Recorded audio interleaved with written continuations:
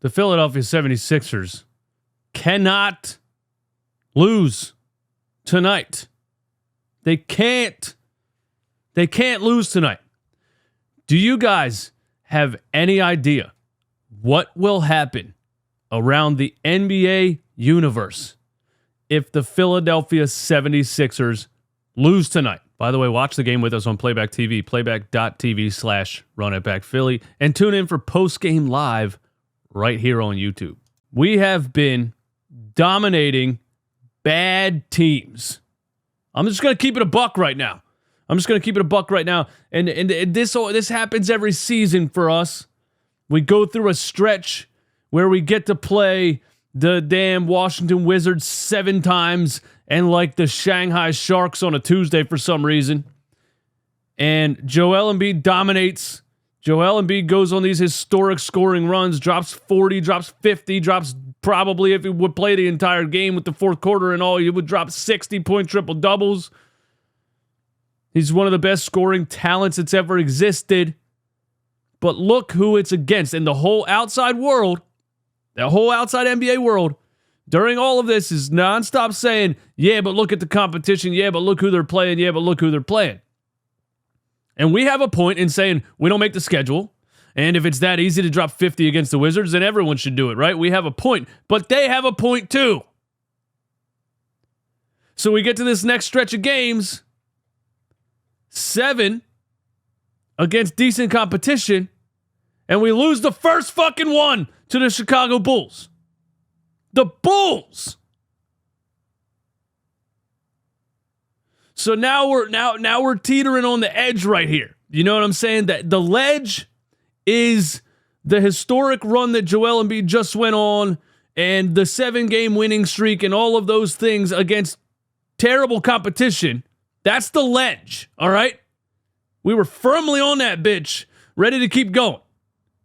Then we lose to the Chicago Bulls. We're 1 foot off the ledge right now. If the Sixers lose tonight, and this is the top team in the West, if the Sixers lose tonight, then we just went through a stretch of games against terrible teams, and Joel Embiid went on a historic scoring run against teams that do not have an NBA center that can even come close to guarding him, and lost 2 in a row once we started to face actual competition. They can't lose tonight. We might be in trouble looking at the injury report.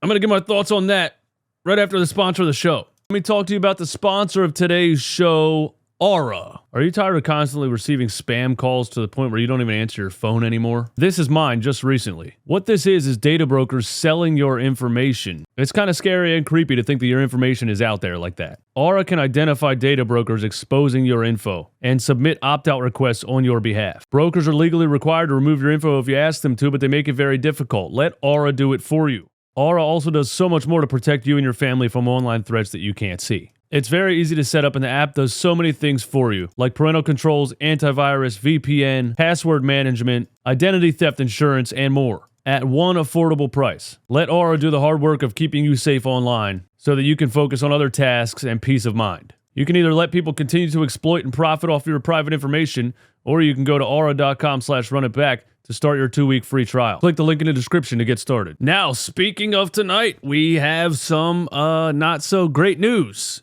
Sixers forward Nick Batum, right hamstring strain, will miss tonight's game against the Minnesota Timberwolves.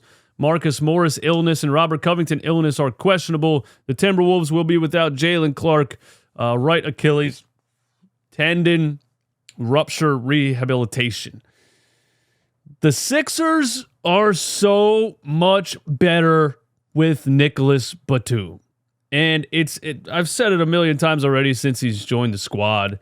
He's just a perfect fit. He's a very high IQ basketball player with size and a little bit of defensive ability, quick trigger 3.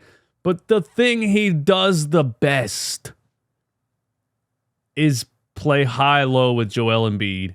And he just gets the ball to Joel in the perfect place almost every single time they run it. And the Sixers, in this stretch of games where they've been dominating, Nicholas Batum giving the ball to Joel Embiid was a big part of it. And against the Chicago Bulls a couple of nights ago, when Joel Embiid dominated for 3 quarters, Nicholas Batum getting the ball to Joel Embiid was a big part of it. Nicholas Batum went to the locker room, and I hate to make it sound this important, but the Sixers didn't look like the same team without Nicholas Batum. They still need to win tonight. It's not an excuse. But Nicholas Batum is a very, very valuable part of this team, and that sucks. That sucks. On top of that, Marcus Morris and Robert Covington both have an illness that's been running through the team for how long now. But these 3 guys, these 3 guys on the floor and healthy playing with this team make this team look so much different. The first couple of games after that James Harden trade, we looked like one of the deepest teams in the NBA with the addition of Kelly Oubre. Then Kelly Oubre goes down with the car accident, whatever it was. Batum had the personal issues. Marcus Morris was out last game.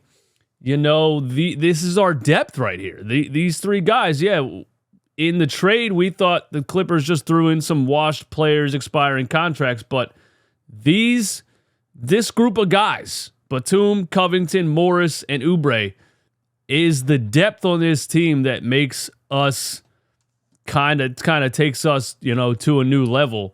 Other than that, we're just a top-heavy team again with Joel leading the way and, Maxey being the number 2.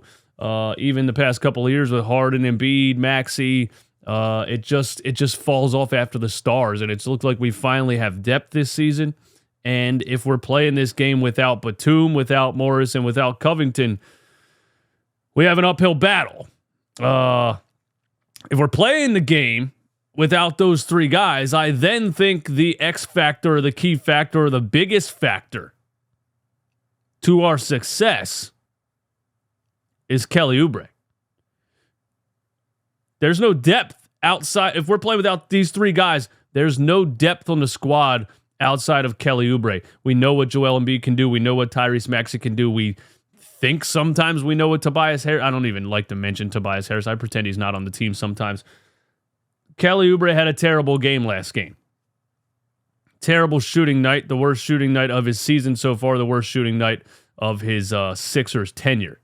But we're going to rely on him a lot without these 3 guys. We're going to rely on Kelly Oubre to have a great night because there's your depth. I would say we're going to rely on Tobias Harris.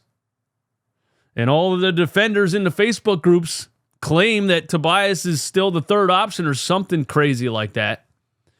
I would say Tobias needs to step up with the lack of depth. But that's like me saying a girl that cheated on me 3 times needs to stop cheating on me. Come on, bro.